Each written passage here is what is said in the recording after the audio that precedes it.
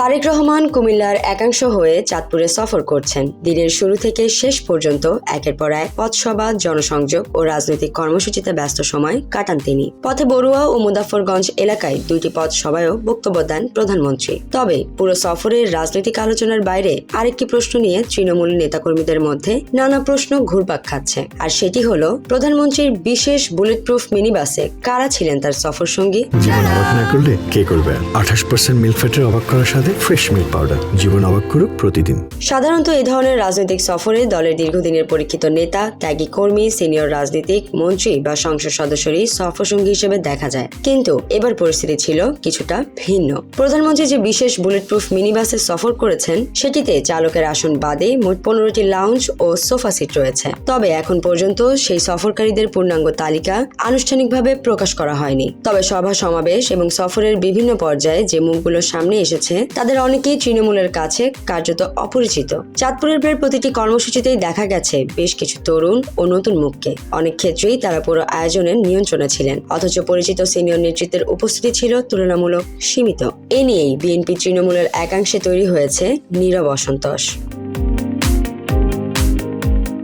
দলীয় নেতাকর্মীদের ভাষ্যে আজ ক্ষমতার বলয়ে যাদের দেখা যাচ্ছে, তাদের অনেকেই রাজনৈতিক জীবনে দীর্ঘ আন্দোলন সংগ্রামের ইতিহাসে খুঁজে পাওয়া কঠিন। কেউ দীর্ঘ সময় দেশের বাইরে ছিলেন, কেউ রাজনীতির সঙ্গে সক্রিয়ভাবে যুক্ত ছিলেন না, আবার কেউ একসময় বিএনপির নাম উচ্চারণ করতেও অস্বস্তি বোধ করতেন। অথচ এখন তারাই প্রধানমন্ত্রীর ঘনিষ্ঠ সফরসঙ্গী হিসেবে দৃশ্যমান। তৃণমূলের নেতাকর্মীদের প্রশ্ন, গত 15 বছরে যারা মামলা, হামলা, কারাভোগ, নির্যাতন ও রাজনৈতিক চাপ সহ্য করেছেন, সেই নিবেদিত কর্মীদের মধ্যে থেকে অন্তত কয়েকজন কি প্রতীকী সফরে জায়গা পেতে পারতেন না? বিশেষ করে বড়ুয়া, লাকসাম ও চাঁদপুর অঞ্চলে বিএনপির রাজনীতি করার কারণে অসংখ্য নেতাকর্মী বছরের পর বছর মামলা ও নির্যাতনের মুখোমুখি হয়েছেন। স্থানীয়দের দাবি, এমন হাজারো কর্মী রয়েছেন যারা জেল জুলুম সহ্য করেও দল ছাড়েননি। তাদের মধ্যে থেকে সবচেয়ে নির্যাতিত ও পরীক্ষিত 4-5 জন নেতাকর্মীকে যদি প্রধানমন্ত্রীর সফর সঙ্গী করা হতো, তাহলে তৃণমূলের কর্মীদের আত্মবিশ্বাস আরও বাড়ত বলেই মনে করছেন অনেকে। সামাজিক যোগাযোগ মাধ্যমেও বিষয়টি নিয়ে আলোচনা চলছে। সেখানে অনেকেই প্রশ্ন তুলেছেন, এই সফরে কি দলীয় পরীক্ষিত কর্মীদের চেয়ে ব্যক্তিগত আস্থাভাজনদের বেশি প্রাধান্য দেওয়া হয়েছে? অভিযোগ উঠেছে, সফরসঙ্গীদের মধ্যে ছিলেন ব্যক্তিগত বন্ধু, ব্যক্তিগত কর্মকর্তা, ঘনিষ্ঠ সহযোগী ও প্রোটোকল সংশ্লিষ্ট কিছু ব্যক্তি।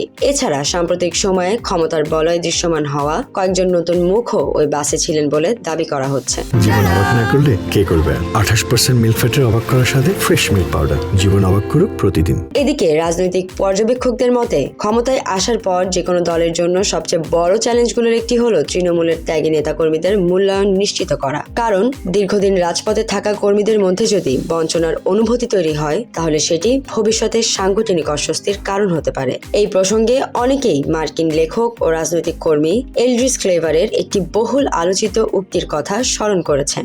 সম্মান এমন একটি বিষয় যা প্রাপ্য হলে সেটি নিজেই নিজের জায়গা তৈরি করে নেয়, সেটিকে জোর করে দেওয়া বা আটকে রাখা যায় না। সামরিনা প্রীতি, ঢাকা এক্সপ্রেস।